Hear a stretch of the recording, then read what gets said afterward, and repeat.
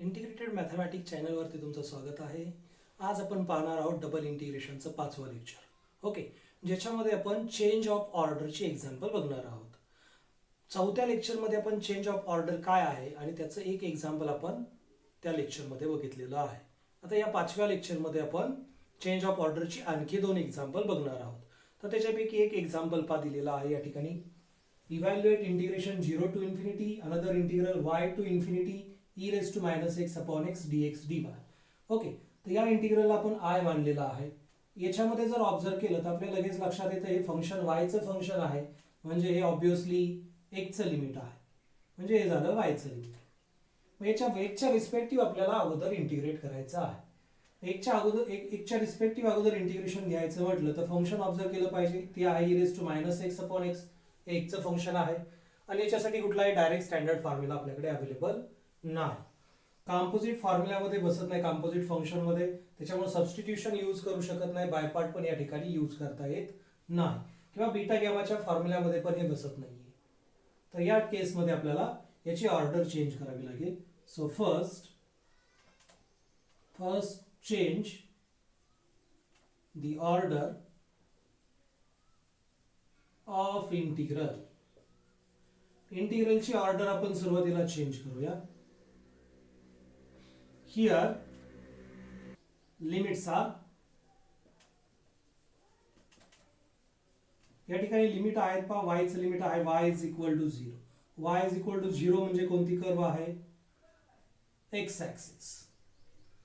त्याच्यानंतर वायचं upper limit आहे पहा इन्फिनिटी, म्हणजे आहे लाईन, ही आहे टँजेंट. ओके, हे टँजेंट असणार आहे, tangent at infinity, tangent to x y axis at infinity. ठीक आहे, वाय ॲक्सिसला टँजेंट आहे ॲट इन्फिनिटी, म्हणजे स्ट्रेट लाईनच आहे. Y is equal to infinity. X वरती इन्फिनिटी पॉईंट घ्यायचा, त्या पॉईंटमधून टँजेंट ड्रॉ करायची आहे, म्हणजे अप टू इन्फिनिटी ते जाणार आहे. त्याच्यानंतर एक्सचं लिमिट आहे बा x is equal to y, ही आहे स्ट्रेट लाईन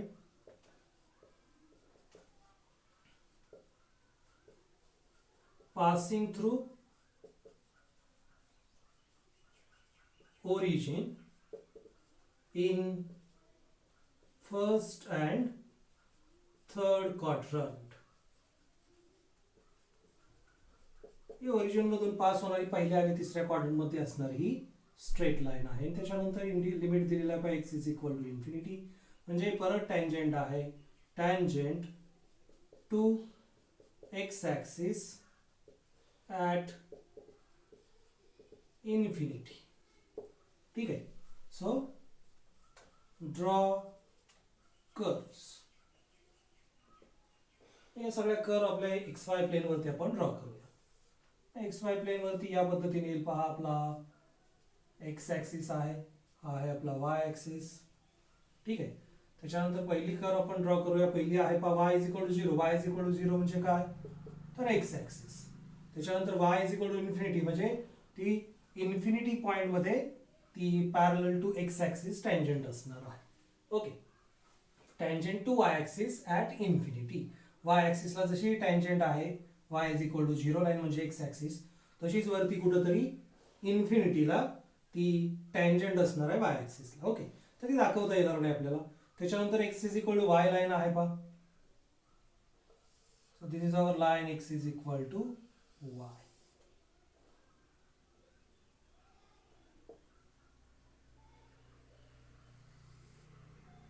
ठीक आहे, ही लाईन आहे x is equal to y और y is equal to x.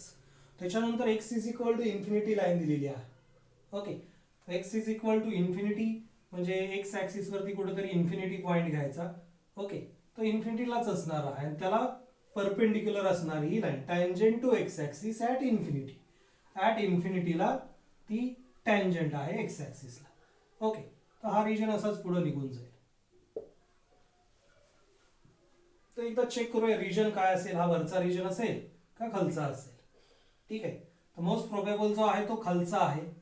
Okay, हे लोअर लिमिट आहे आपल्या वाय साठीचं y is equal to 0, y is equal to infinity म्हणजे वरती लाईन आहे ती टँजेंट, ते अप्पर लिमिट असणार आहे. ठीक आहे. तर या केसमध्ये आपण याच्यापासून सुरुवात करूया. हे एकचं लिमिट आहे, म्हणजे एक रफ हा सगळा आपला रिजन असेल, पॉसिबल प्रोबॅबल रिजन आहे हा. आपण काय केली, एक स्ट्रीप ड्रॉ केली पॅरलल टू एक्सचं लिमिट आहे, म्हणजे एक्स ऍक्सिसला पॅरलल स्ट्रीप ड्रॉ करावी लागेल. So draw strip parallel to x axis. समजा ही आपली स्ट्रीप आहे parallel to x axis. Okay. तर स्ट्रीपचं लोअर एंड इथं आहे, तेच मूव्ह केलं आपण आपल्या रिजनमध्ये, तर मिनिमम या पोझिशनला हा पॉईंट आहे 0,0. ठीक आहे. एक्सला पॅरलल ड्रॉ केलेले म्हणजे वायचं लिमिट आपल्याला चेक करायचं. इथं वायची व्हॅल्यू आहे 0, म्हणजे वायचं लोअर लिमिट झालं 0, आणि लोअर एंड जे आहे ते असंच वरती मूव्ह होत जाईल. याला एंड आहे का? एंड नाही, म्हणजे अप टू इन्फिनिटी जाणार आहे, म्हणजे वायचं अप्पर लिमिट झालं इन्फिनिटी, म्हणजे वाय साठीचं लिमिट सॅटिस्फाय होतं. एक्स साठीचं होतंय का? तर या स्ट्रीपचं लोअर एंड कोणत्या लाईनवरती मूव्ह होतंय ते चेक करायचं. तर ते या लाईनवरती मूव्ह होतंय, ज्याचं इक्वेशन आहे x is equal to y. X is equal to y lower limit आहे, आणि अप्पर एंड जे आहे तर अप्पर एंड अप टू इन्फिनिटीला जात आहे, म्हणजे पुढे जी लाईन असणार आहे टँजेंट टू एक्स ऍक्सिस, तर ती लाईन असणार आहे x is equal to infinity, म्हणजे हा रिजन आपला करेक्ट आहे. ठीक आहे. तर आपल्याला आता ऑर्डर चेंज करायची आहे. So here region R is our region. हा R जो आहे तो आपला region रिक्वायर्ड region आहे. ठीक आहे. Therefore draw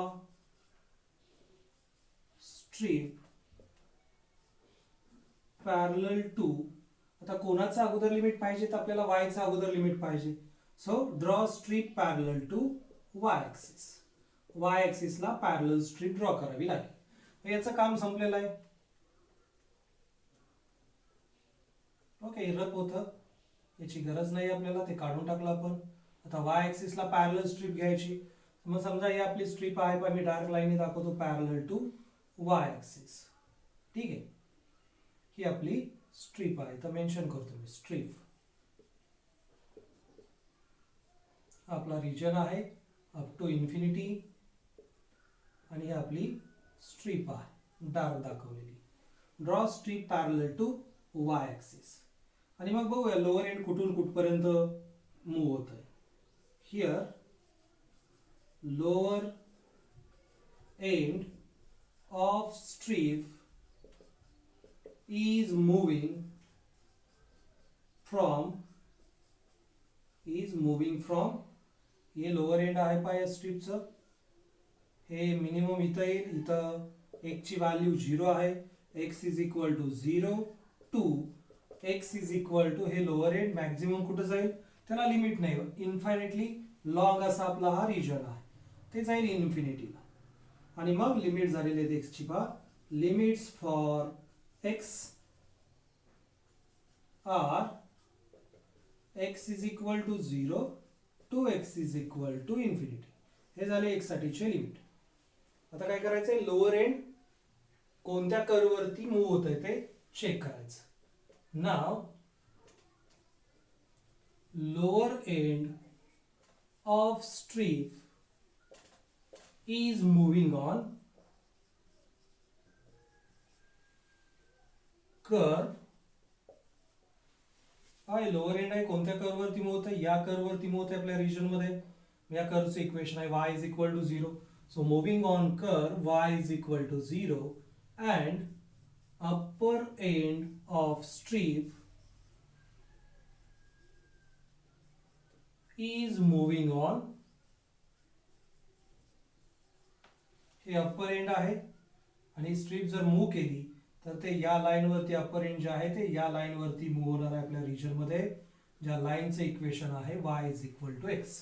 moving on y is equal to x, and therefore limits for y are y is equal to 0 to y is equal to x. हे झाले y साठीचे लिमिट. या इंटिग्रलला आपण इंटिग्रल इक्वेशन 1 म्हणूया.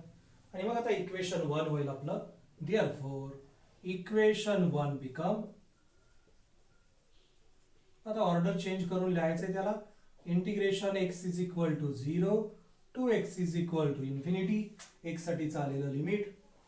Another integration y साठीचं limit आहे y is equal to 0 to y is equal to x, आणि आपलं फंक्शन आहे पहा e raise to minus x upon x dy dx.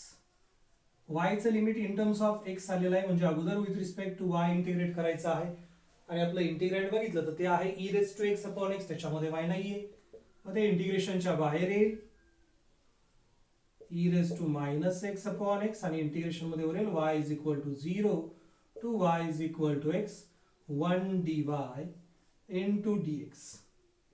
ठीक आहे, याला मी ब्रॅकेट मध्ये लिहितो. So this become integration x is equal to 0 to infinity e raise to minus x upon x as it is, integration of 1 with respect to y, 1 चे integration with respect to y येणार आहे y, आणि y चं limit आहे पहा 0 to y is equal to x dx.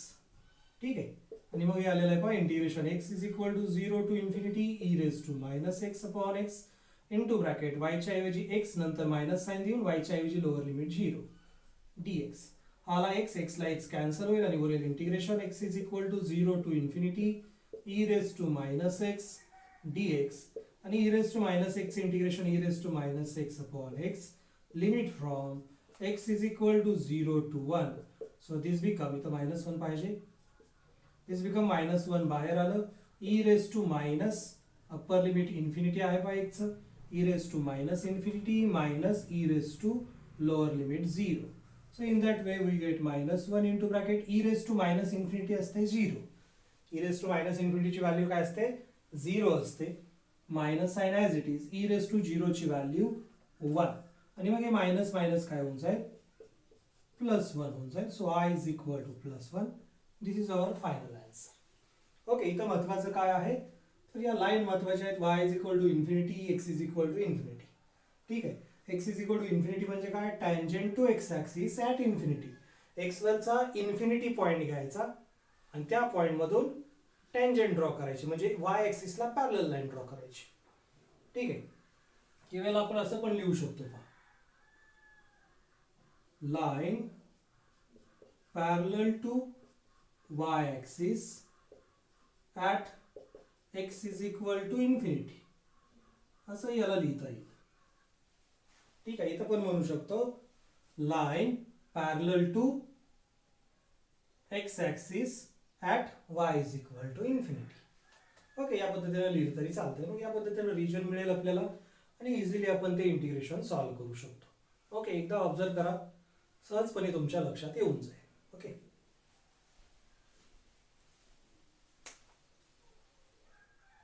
Change of ऑर्डरचं दुसरं example आपण बघितलं. आता बघणार आहोत आपण तिसरं एक्झाम्पल. पहा एक्झाम्पल काय दिलेलं आहे, evaluate integration 0 to 1 another integral 4y to 4 e raise to x square dx dy.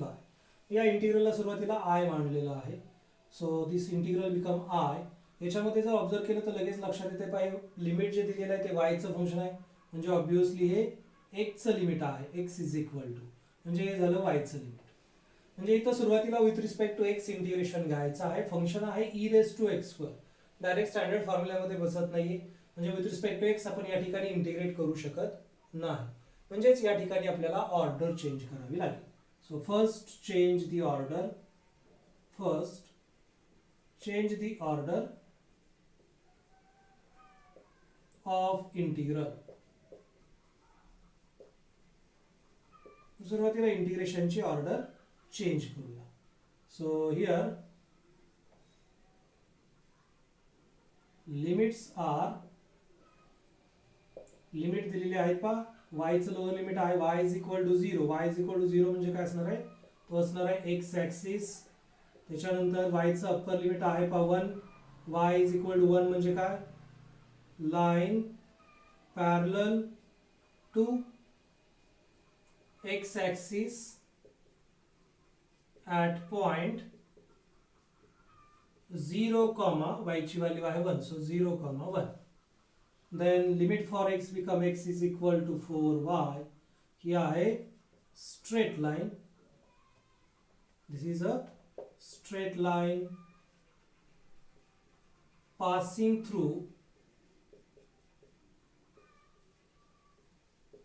origin from first and third quadrant.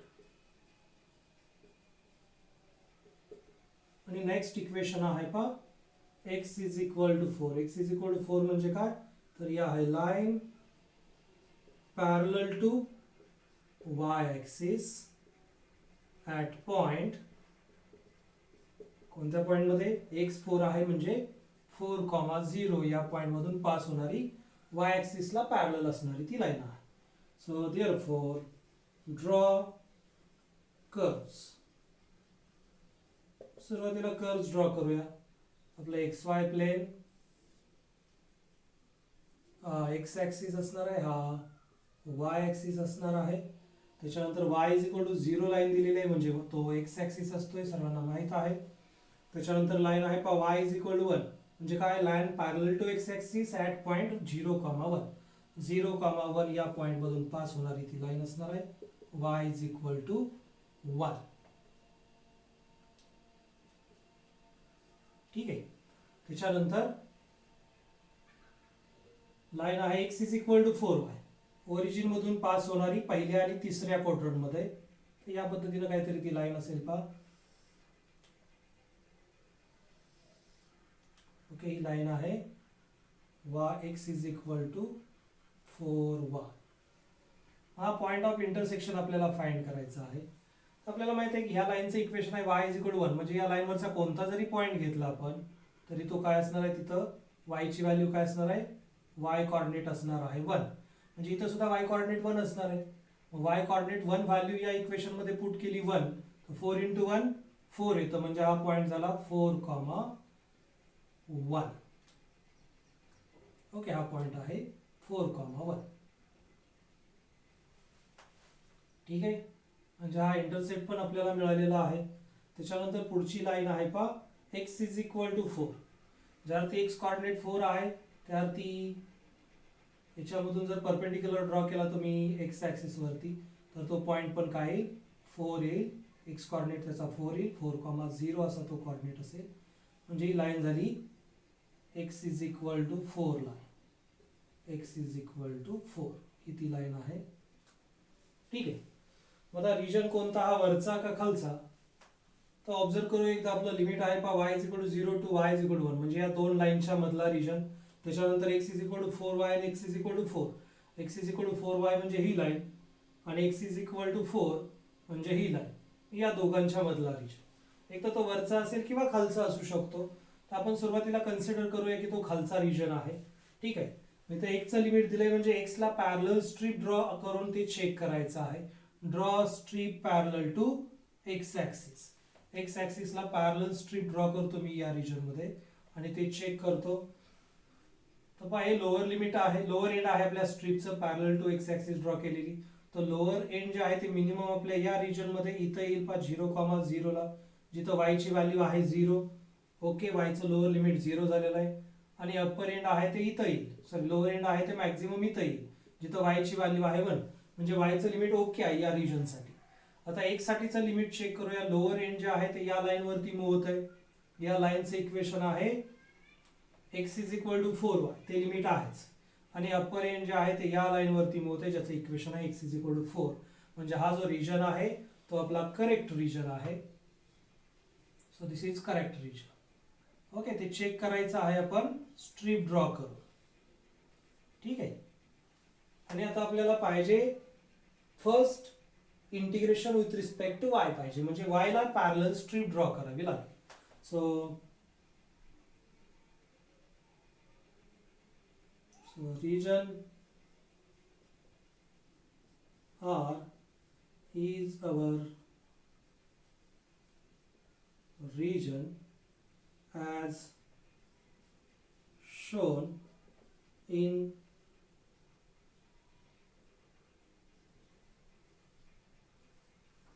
shaded region R असं म्हटलं पाहिजे. तसं म्हणतो मी shaded region R is correct region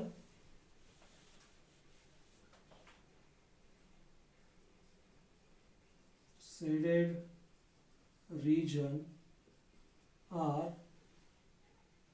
is our required region as shown in figure. Okay, now draw strip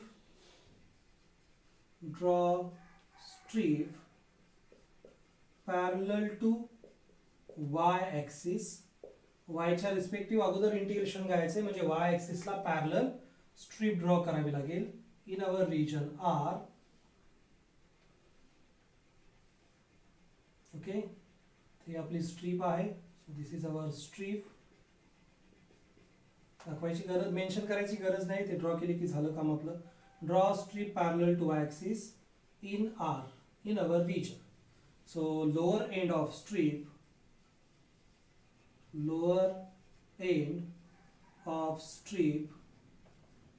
is moving from x is equal to lower end पा minimum जे आहे ते इथं येईल जिथे x ची व्हॅल्यू आहे 0 आणि ते मूव्ह होत मॅक्झिमम या पोझिशनला जे जाईल जिथं x ची व्हॅल्यू आहे 4. ओके, या पॉइंटला, या लाईनवरती ते लोअर एंड मूव्ह होतं. मिनिमम या पोझिशनला, मॅक्झिमम या पोझिशनला. and therefore limits for x are x is equal to 0 to x is equal to 4. Now lower end, आता y साठीचं लिमिट आपल्याला फाइंड करायचंय. त्यासाठी लोअर एंड कोणत्या कर्व वरती मूव्ह होतंय ते चेक करूया आपण.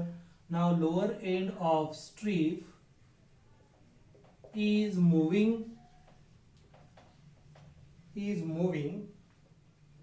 on curve.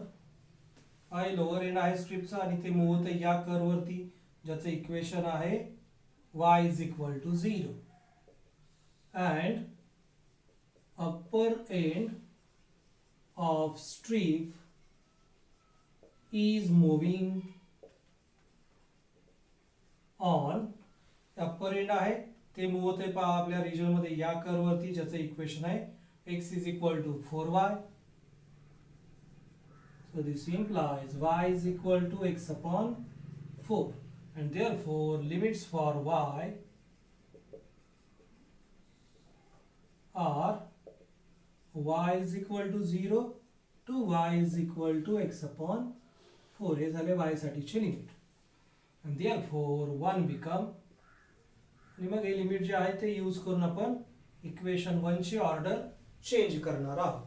So order of equation 1 become I is equal to integration x is equal to lower limit आहे पहा 0, upper limit आहे 4, इंटिग्रेशन y चं लोअर लिमिट आहे पहा 0 आणि अप्पर लिमिट आहे x upon 4 आणि फंक्शन आहे e raised to x square dy dx. आता विथ रिस्पेक्ट टू y अगोदर इंटिग्रेशन घ्यायचंय.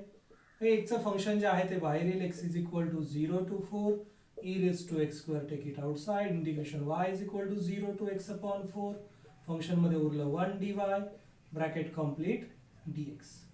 या ठिकाणी y चं फंक्शन 1 आहे, 1 चे integration with respect to y येणार आहे y, so we get integration x is equal to 0 to 4 e raised to x square into bracket integration of 1 with respect to y is y is equal to 0 to x upon 4 dx. Limit put करूया x is equal to 0 to 4 x square into bracket x upon 4 minus 0. y च्या ऐवजी सुरुवातीला upper limit x upon 4 नंतर minus sign देऊन lower limit 0. हे divided by 4 constant आहे बाहेर येईल. ओके, 0 वजा केलं तर काय फरक पडत नाही, x upon 4 उरेल ब्रॅकेट मध्ये आणि मग 4 डिवाइड आहे तो बाहेर आला. x चं limit 0 to 4 x square e raised to x square into x dx. आता इथं मात्र हे डायरेक्ट सोडवता येत नाहीये. e च्या पॉवरला फक्त x पाहिजे होतं पण आलेला आहे x स्क्वेअर, म्हणजे एक कंपोजिट फंक्शन आहे. So use substitution, put x square is equal to t. So this implies 2x dx is equal to dt. So therefore x dx is equal to dt/2. ठीक आहे, x D x आपल्याकडे आहे, x पण आहे dx पण आहे, त्याच्यामुळे त्याची व्हॅल्यू आपण या डेरिव्हेटिव्हच्या टर्म वरून लिहिली. 2 ला शिफ्ट केला तो डिवाइड झाला. आता लिमिट चेक करूया. At x is equal to lower limit 0 implies t is equal to substitution वरून येणार आहे 0 चा square 0 at x is equal to upper limit आहे 1 चं 4 इम्प्लाइज t चं अप्पर लिमिट येणार आहे 4 चा स्क्वेअर म्हणजे 16. ओके, आणि मग आता इंटिग्रेशन लिहूया आपलं. therefore I is equal to